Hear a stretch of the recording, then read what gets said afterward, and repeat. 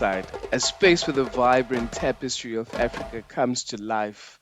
We're thrilled to have you here as part of our community of curious minds, explorers, and enthusiasts passionate about unraveling the diverse stories, cultures, and insights that make Africa truly extraordinary. Get ready to embark on a journey of discovery. The name Africa has long been shrouded in mystery, with countless theories vying for legitimacy. This exploration delves into the heart of the matter, uncovering the true origins of the continent's name, deeply rooted in ancient African languages and cosmology. Contrary to popular belief, the name Africa holds a profound significance far beyond its European connotations.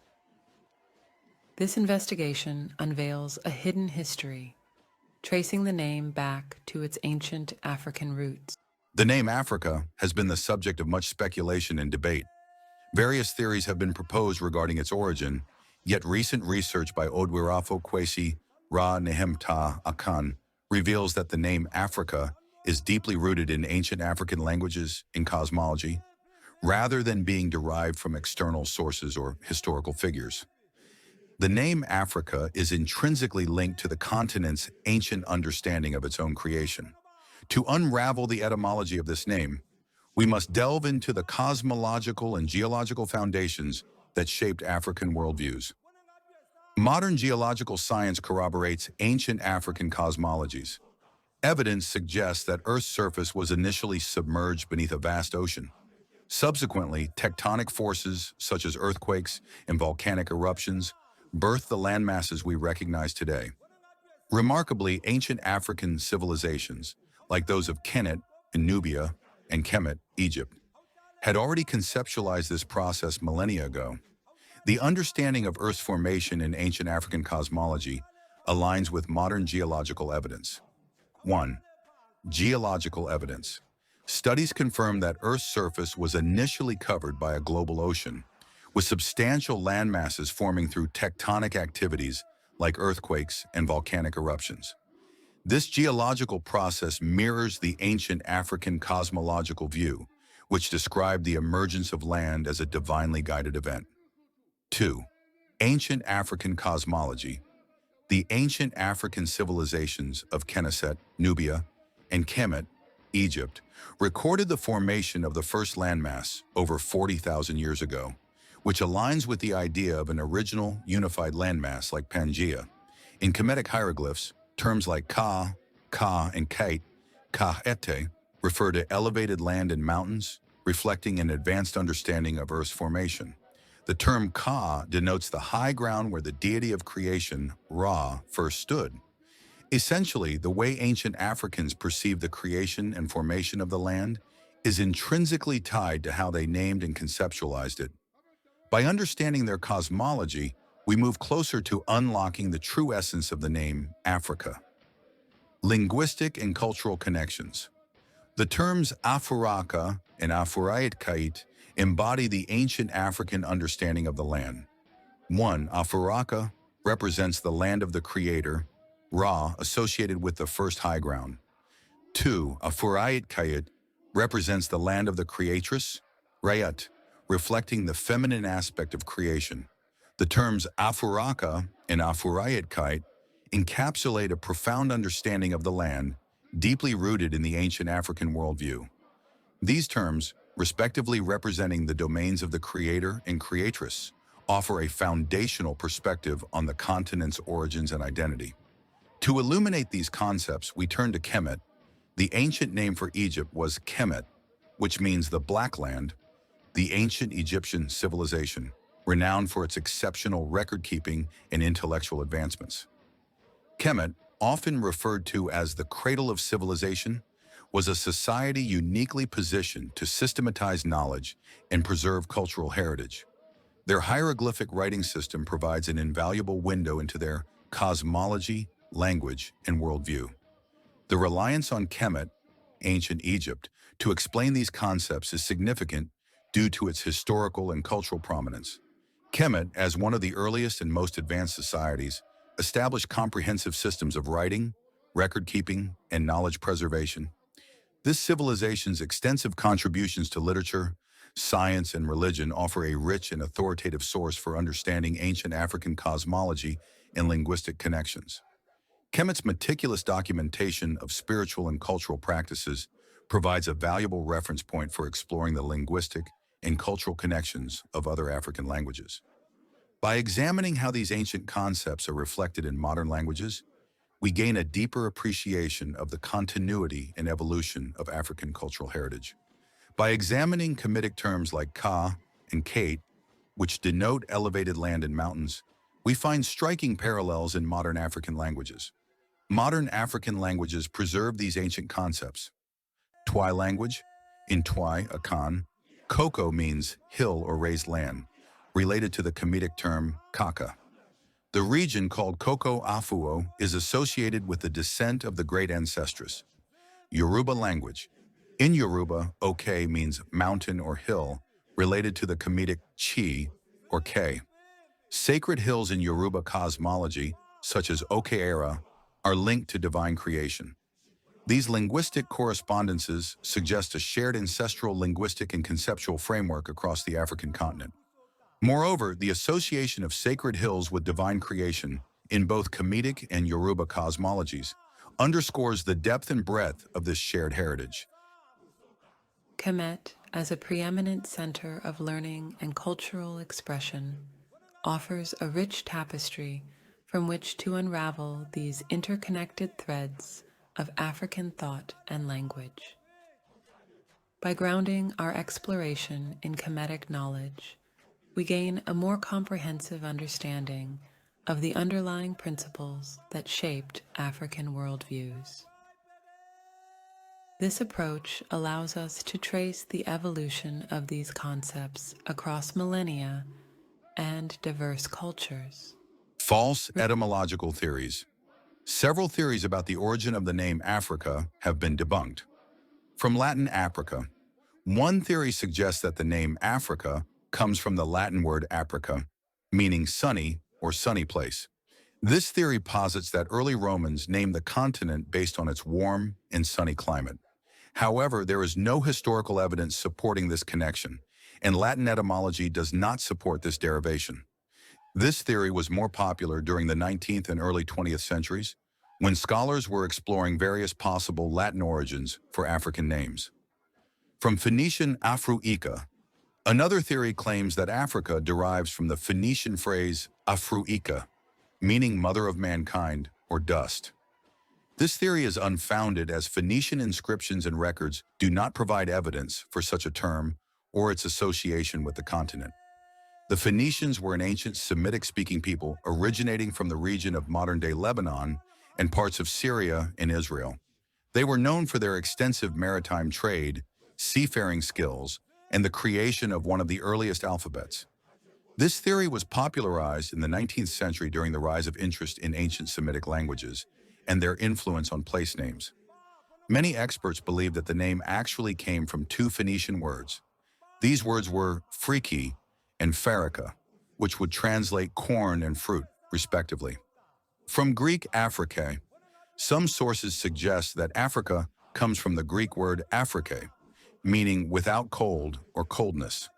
This theory is speculative and lacks historical linguistic support from Greek sources or documentation. This idea gained traction in the 18th and 19th centuries, when scholars were attempting to link African names to various ancient languages. From Berber Ifriqiya, the theory that Africa is derived from the Berber term Ifriqiya, meaning land of the free or land of the people, is often cited. While Ifriqiya is a term used in Berber languages to refer to the region, this theory oversimplifies the linguistic evolution and does not account for the complex historical interactions that influence the naming of the continent. The Berbers are an indigenous ethnic group of North Africa, traditionally residing in regions that include modern-day Morocco, Algeria, Tunisia, and parts of Libya. They have a rich cultural heritage and history with their own languages and traditions. His theory was discussed in the 20th century, particularly with the rise of studies focusing on African languages and their historical significance. From Latin Afur, some theories suggest that Africa comes from the Latin word Afur, which referred to the people of North Africa. The idea is that the name evolved from Afur to Africa as a general term for the continent. This theory does not account for the diverse linguistic and cultural influences on the continent's naming and lacks historical support. This theory was notably popular during the Roman era and in the early modern period, as scholars examined the Roman influences on the naming of various regions. The influence of the term Alkebulan. The term Alkebulan, or Alkebulan, is often promoted in Afrocentric circles as the genuine indigenous name for the African continent. Proponents of this term argue that it reflects the continent's true historical and cultural identity. However, this term's origins are complex and influenced by several linguistic and cultural factors. This name translates to Mother of Mankind, or according to other sources, the Garden of Eden. Alkebulan is thought to be influenced by Arabic. The prefix al is a definite article in Arabic meaning the, and it is used in various Arabic words and names. This prefix also appears in Spanish due to the Moorish influence in Spain during the Middle Ages. The prefix al in Arabic is linked to the ancient Canaanite term al, which referred to the creator, and alat, which referred to the creatress. These terms are similar to the Kemetic, ancient Egyptian words great, and urt, great feminine, reflecting a broader ancient Near Eastern tradition of revering divine figures. The concept of the creator and creatress in ancient Black Arabia included names such as La and Lot, which share similarities with Al and Alat in Kanana, and Ra and Rat in Kemet. The rolling R in some languages is often translated as El, leading to transformations in the names of deities across cultures. For example, Ullah and Allah are derived from Ra-ur or Ur-Ra, and Ulat and Alat come from Urt-Rat. The names for deities were further transformed in Islamic contexts. The term Allah for God in Arabic, derived from Allah and Ilah, which means God or deity, reflect the process of linguistic and cultural adaptation. The Dogon people, also known as the Dogons, have played a pivotal role in defining the identity of their civilization. They articulate their identity as Afrikaan, a term imbued with deep cultural and spiritual significance, distinct from the name African, which was coined by European explorers.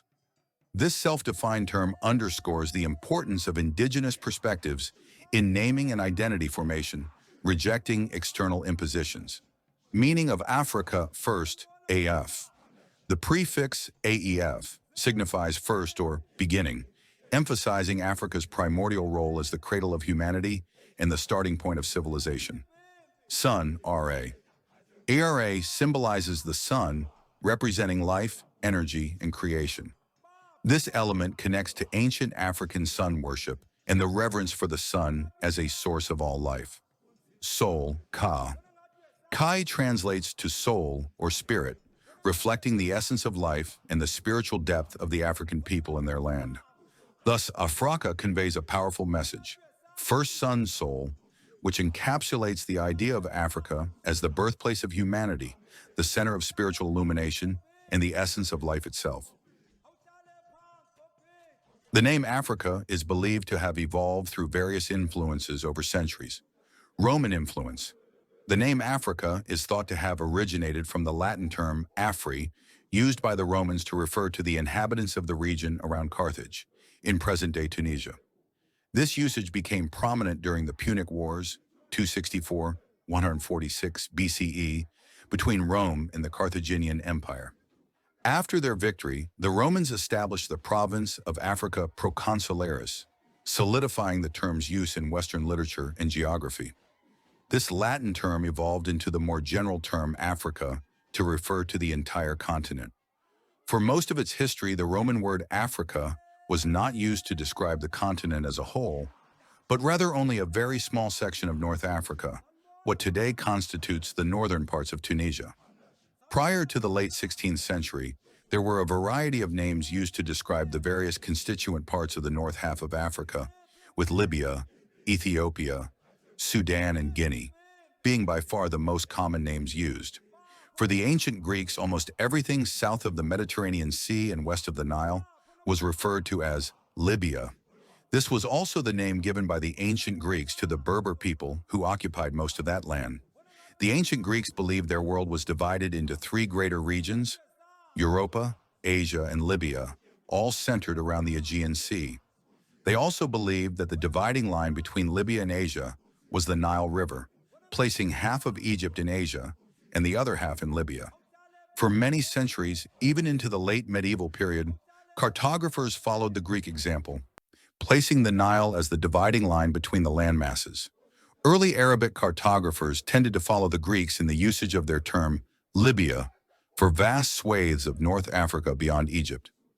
Later Arabic cartographers began to call the areas south of the Sahara, extending from the Senegal River to the Red Sea, Bilad al-Sudan, the land of the blacks, which is where the contemporary nation of Sudan gets its name from. Portuguese and English explorations. The age of exploration in the 15th century brought new dimensions to the name Africa. 1. Portuguese exploration. During this era, Portuguese explorers, led by Prince Henry the Navigator, began mapping the continent and establishing trading posts. The name Africa became increasingly associated with the entire continent as European exploration expanded. The term Africa itself is believed to have been popularized from the Latin Africa, which referred specifically to the North African region. 2. Adoption from Berber people. Some historians suggest that the name might have been influenced by the Berber people, indigenous to North Africa, who were called Africani by the Romans. However, this theory remains debated. What is clear is that the Portuguese played a significant role in popularizing the name as they explored and mapped the coast, gradually applying the term Africa to the entire continent. Some European cartographers, who tended to privilege Latinate derivations above others, preferred the Roman terms for the region, using the word Africa to designate the northern landmass, rather than the Greek term Libya, although Libya was still used by many. During the Middle Ages, the Christian cartographers adopted the Greek division of the world into three greater regions surrounding the Aegean Sea. The medieval cartographers, however, moved this understanding away from a geographical conception of the world into a more metaphorical understanding. They aligned each region to one of Abraham's descendants, giving Asia to Shem, Europe to Japheth, and Africa to Ham. This tripartite conception of the world was represented in extremely abstract and symbolic, rather than geographical form, as is shown in the image above. In the 15th century, after the Portuguese had rounded the Cape and made contact with the Christian empire of Abyssinia, the Greek term Ethiopia, meaning land of the dark-skinned or burnt, which was used by Greek cartographers to designate the land below the Egypt and the Sahara, was revived again to loosely describe all of the tropical area of the continent below the Sahara. At roughly the same time, the Portuguese began to refer to all of West Africa below the Sahara as Guinea, the land inhabited by the Guinness people. Guinness was a generic term used for black people, in contrast to the more brown people of much of North Africa. The term Guinea, or the English Guinea, became ever more popular to describe the region of West Africa accessible from the Gulf of Guinea. Until the mid-17th century, the terms Guinea and Ethiopia, or Ethiopia, were popularly used to describe the land south of the Sahara. Libya was commonly used for the northwest of Africa above the Sahara.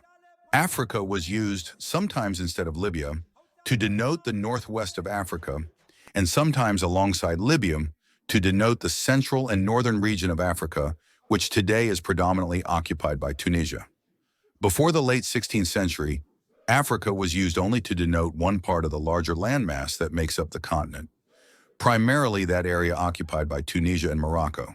For most of its history, the continent of Africa, as we know it today, had many names for all its various constituents, none of which was used to describe the landmass as a whole. It was only in the 16th and 17th century, with the European age of exploration, that the concept of continents as contiguous landmasses bordered and separated by oceans began to take shape. As European exploration opened up the idea of continents, so cartographers began to give single geographical names to entire continents. By the end of the 17th century, the name Africa had won out over the others, beating names such as Guinea, Libya, or Ethiopia to become the name for the entire continent as we know it today. Why Africa won out over all the other, often more popular, names is unclear, although some historians have argued that it is due to the 17th and 18th century preference for Latinate terms above all others. The word Africa has been a marker on the continent for millennia, but its dominance over the continent and its place as the name for all the people who live on it is only a very recent phenomenon. Mdu NTR, often transliterated as Medu Netter in Kemet. According to Mdu NTR, Africa is Takant, meaning land of the beginning. The use of Mdu NTR in ancient Kemetic civilization points to a sophisticated understanding of language and its connection to spirituality and governance. The symbolic nature of Mdu NTR reflects the profound spiritual and intellectual achievements of ancient African societies. Often translated by the Greeks as hieroglyphs, Mdu NTR is considered the sacred script of ancient Kemet, Egypt. This language is highly symbolic, incorporating both phonetic and ideographic elements. It is known as the words of the gods and was used extensively for religious texts and monumental inscriptions. Mdu NTR played a crucial role in recording historical events, preserving cultural practices, and expressing philosophical ideas. Its legacy influences modern African linguistic studies and spiritual practices. Understanding Mdu NTR helps reconnect with the rich heritage and wisdom of ancient African civilizations. Alongside phonetic elements, Mdu NTR includes ideographs, which are symbols representing ideas or concepts. These ideographic elements often convey spiritual or abstract meanings, adding depth and richness to the written language. Mdu NTR was used for governance and administrative purposes. It recorded laws, decrees, and official documents, reflecting a highly organized and sophisticated society. The name Africa originates from the ancient African terms Afuraka and Kait, reflecting the continent's profound cultural, spiritual, and geological heritage. Misinterpretations by later invaders do not alter this reality. The ancient African civilizations of Kenneset and Kemet recorded the true origins of the land and its people, preserving a rich legacy that continues to affirm their identity and connection to the divine. Understanding these origins helps preserve the authentic cultural and spiritual heritage of Afuraka Kaitnut. While the focus of this exploration has been on the terms Afuraka and Kait, it's essential to acknowledge the diverse perspectives and theories surrounding the name Africa. Terms like Alkebulan and Afrikaan offer alternative viewpoints that contribute to a broader understanding of the continent's identity and heritage.